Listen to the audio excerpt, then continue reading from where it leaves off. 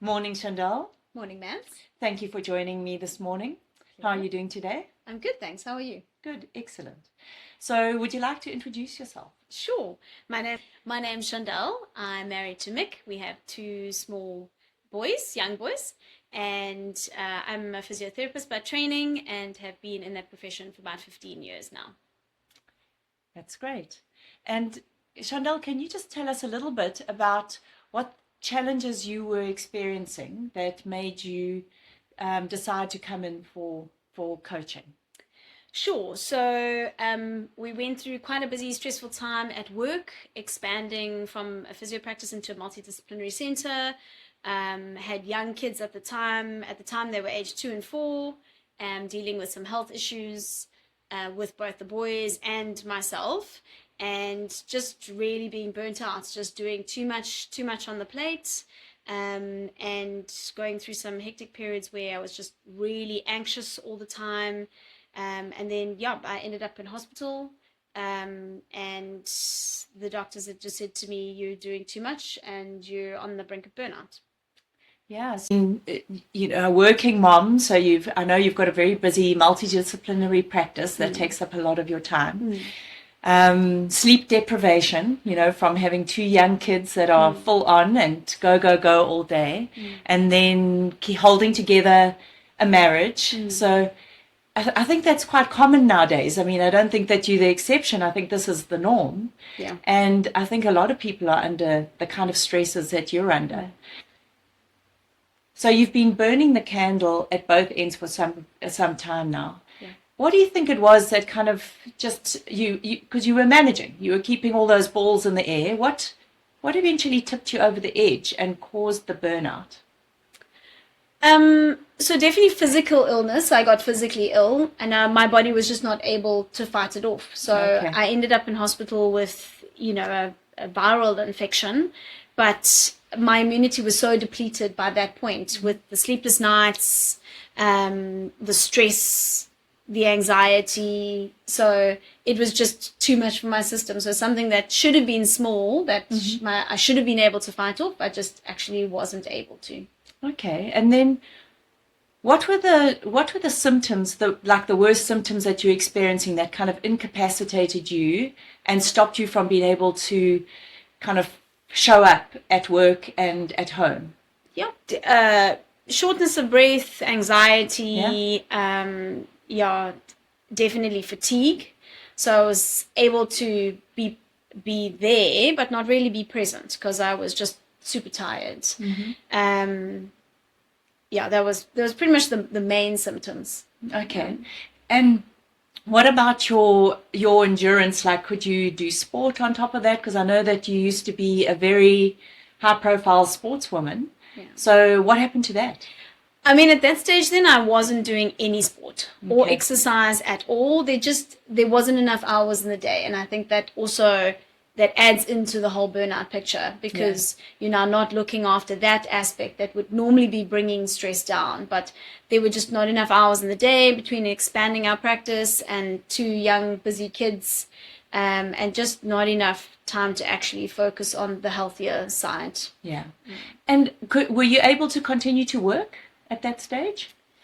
I was really struggling. So no, I wasn't actually able to handle properly a full day of work. Okay. Yeah. And are you able to handle a full day now, or have you cut down on your work hours? It's been important for me to cut back on my work hours just for my own mental health and for my own physical health as well. Yeah. And your sanity. Yeah. Cool.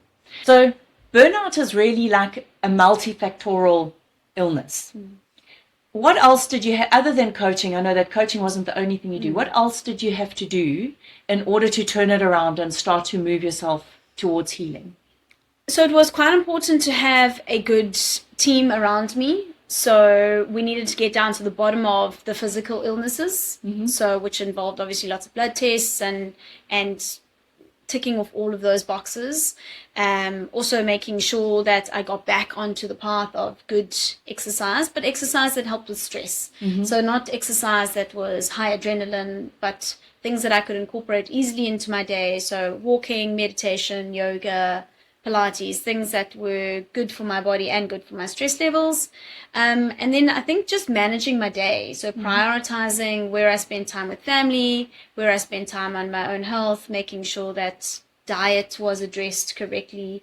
So we went in and did a DNA test. So we made sure that I was ticking all of the nutritional boxes in terms of supplements that would help me heal and also just manage a full day. Yeah. So all of that's important because, often people are just looking for one thing. Give me the one thing that'll fix us, the pill, the magic pill. Yeah. And it's actually a very holistic process. We've got to help people to change everything in their diet and their lifestyle that was depleting their systems and start to feed their cells and start to rejuvenate their bodies and teach them how to look after themselves so that they can, their bodies can start to heal themselves. Absolutely. Essentially. I mean, that's the most important thing. Absolutely. Isn't it? Yeah. And then from a coaching perspective, what role did coaching play in that healing process? How did that help you?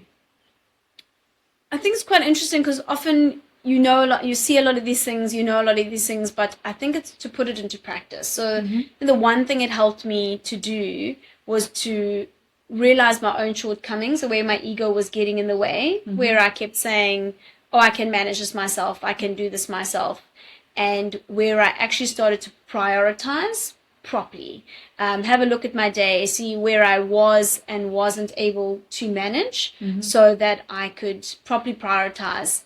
And instead of having the ego come in and say, no, but I can still manage a full day of work, I can still manage to do this, be like, I actually do need help in these spheres.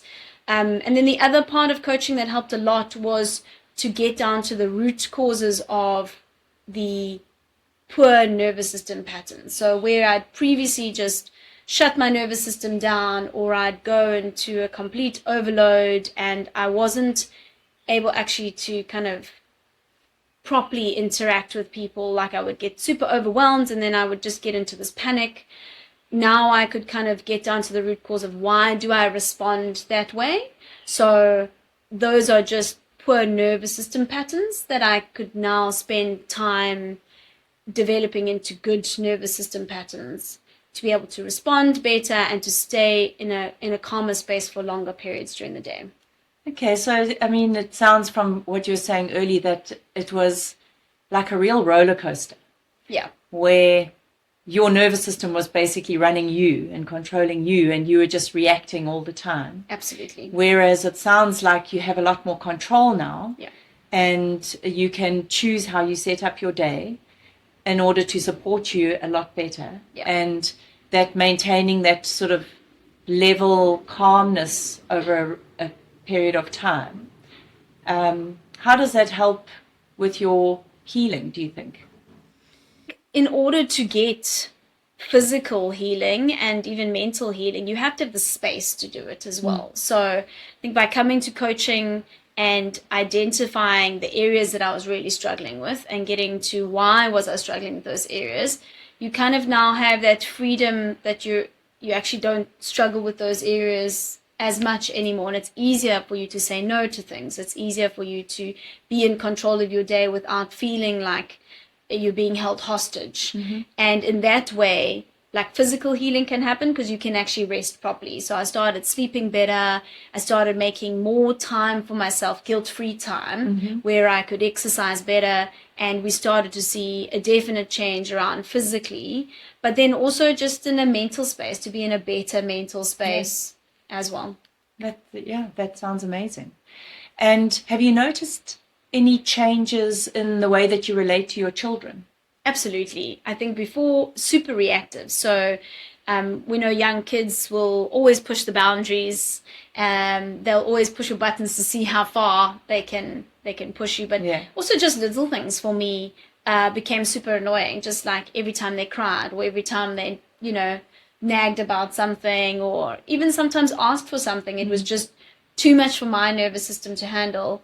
And I didn't have the capacity. So whereas now I'm in a much calmer space, a more regulated space, that those things don't bother me as much, and I can come down to their level, I can relate to them, and their nervous systems handle better as well, because we're all in a better space. Yeah, so you're not only building your own resilience and expanding your bandwidth to be able to tolerate stress, but you actually, it's having the repercussion of your children also calming down and having a better bandwidth for handling stress and conflict and whatever else happens in a child's life these days. Absolutely. No, that's amazing. Well, thank you very much for joining me today. Of course. And for your input, because I'm sure it will help other people who are, stressed and burning out and in a similar situation to you, where they're working moms, burning the candle, juggling a lot of balls. So it's really valuable for you to just share your experience so that other people can see that there's actually hope, that somebody can go from sort of completely depleted to actually functioning again and functioning on their own terms, which I think is also important. Awesome. Thank you, Chandelle. Thanks, Mans.